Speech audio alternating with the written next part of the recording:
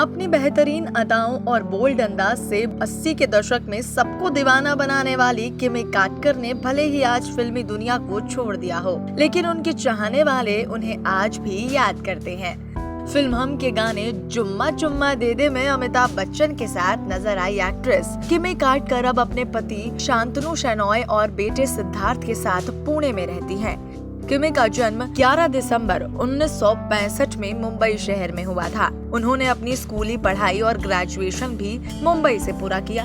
उन्होंने महज 17 साल की उम्र में मॉडलिंग शुरू कर दी थी और वो फिल्मों में बतौर एक्ट्रेस काम करना चाहती थी, इसलिए उन्होंने अपनी पढ़ाई के साथ अभिनय भी सीखा।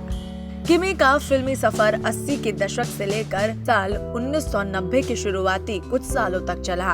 उन्होंने 1985 में फिल्म पत्थर दिल से एक सपोर्टिंग एक्ट्रेस के रूप में डेब्यू किया था। इसी साल वो फिल्म टार्जन में नजर आई थी। ये बतौर लीड एक्ट्रेस में उनकी पहली फिल्म थी। टार्जन में किमी के अपोजिट हेमंत बिर्जे थे। इस फिल्म में उनके बोल्ड सीन ने उन्हें खूब लोकप्रियता दिलाई थी।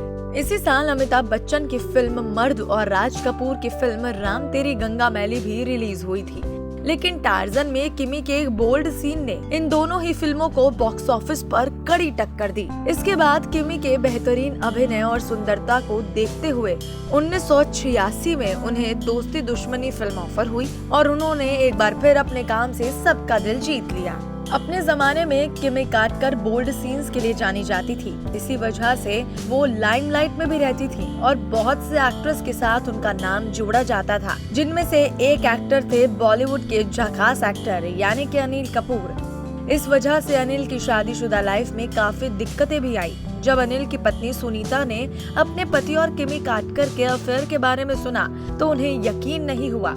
उस वक्त उन्हें लगा कि ये मात्र अफवाह है, लेकिन कुछ दिन बाद जब सुनीता अचानक सेट पर गई तो वो अनिल और किमी को साथ देखकर हैरान रह गई थी।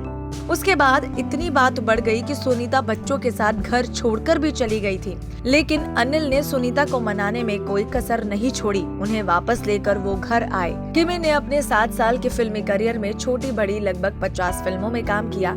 वर्दी, मर्द की जुबान, मेरा लहू, दरिया दिल, हम, गैर कानूनी जैसी, करनी वैसी भरनी, शेर दिल और जुल्म की हुकूमत उनकी कुछ सुपरहिट फिल्में रही। इस दौरान वो उस समय के लगभग सभी बड़े एक्ट्रेस के साथ स्क्रीन शेयर करती नजर आई, लेकिन गोविंदा के साथ उनकी जोड़ी को सबसे ज्यादा पसंद किया गया। गोविंदा और किमी ने एक साथ 6 फिल्मों में काम किया। हालांकि वो दोनों हर बार एक दूसरे के अपोजिट कास्ट नहीं किए गए थे।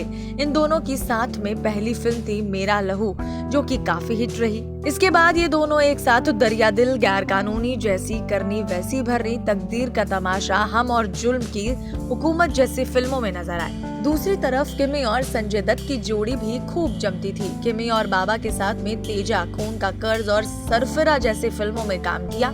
हालांकि इनको जोड़ी सिर्फ फिल्मों में ही नहीं बल्कि रियल लाइफ में भी बन रही थी। दोनों कुछ समय साथ भी रहे।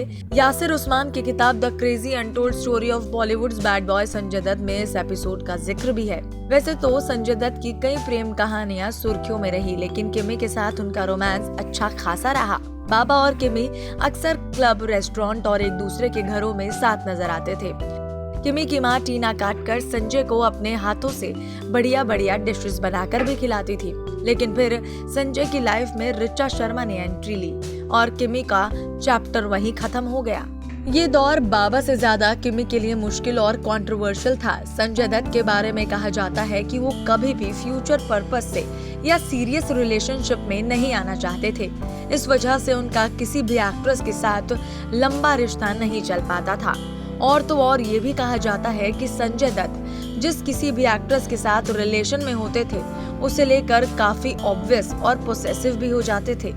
किमी के साथ भी उन्होंने एक बार ऐसा ही किया था। जब एन चंद्रा की फिल्म हमला में किमी सुपरस्टार धर्मेंद्र के साथ काम कर रही थी, तो इस फिल्म में उनका और धर्मेंद्र का एक किसिंग सीन था, जो कि फिल्म के डायरेक्टर एन चंद्रा ने पब्लिसिटी के लिए रखा था।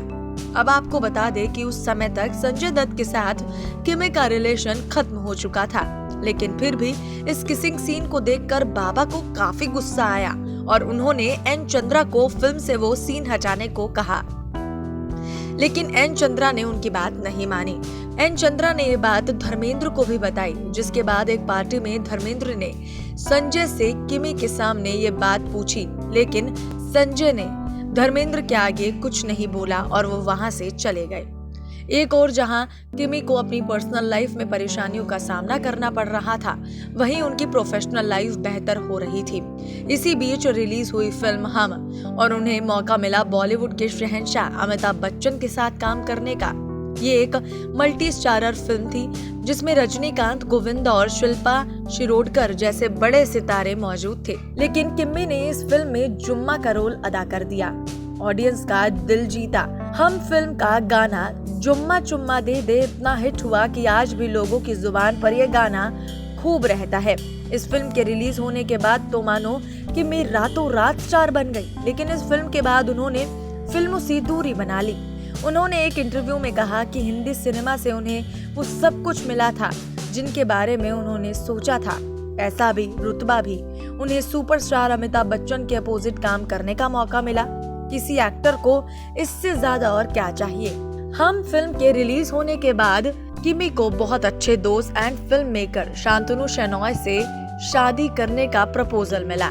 इस प्रपोजल को उन्होंने खुशी खुशी एक्सेप्ट करके शादी कर ली और अपना घर बसा लिया और फिल्मी दुनिया को हमेशा हमेशा के लिए बाय बाय कर दिया। और तो और उन्होंने काफी फिल्मों के लिए एडवांस अमाउंट भी वापस किया। किमी और शांतनु को शादी के बाद एक बेटा हुआ जिसका नाम रखा गया सिद्धार्थ। किमी अब खुशी खुशी अपने परिवार के साथ अपना पूरा समय बिताना चाहती थी, लेकिन किस्मत को कुछ और ही मंजूर था। सिद्धार्थ को बचपन में ही एक जानलेवा बीमारी हो गई और डॉक्टर्स की सलाह पर साल 2001 में किमी अपने पूरे परिवार के साथ सिद्धार्थ के इलाज के लिए ऑस्ट्रेलिया चली गई और करीब 5 साल बाद यानी कि 2006 में वो इंडिया वापस आई और अपने परिवार के साथ पुणे में रहने लगी। उम्मीद करते हैं आपको ये वीडियो पसंद आई होगी।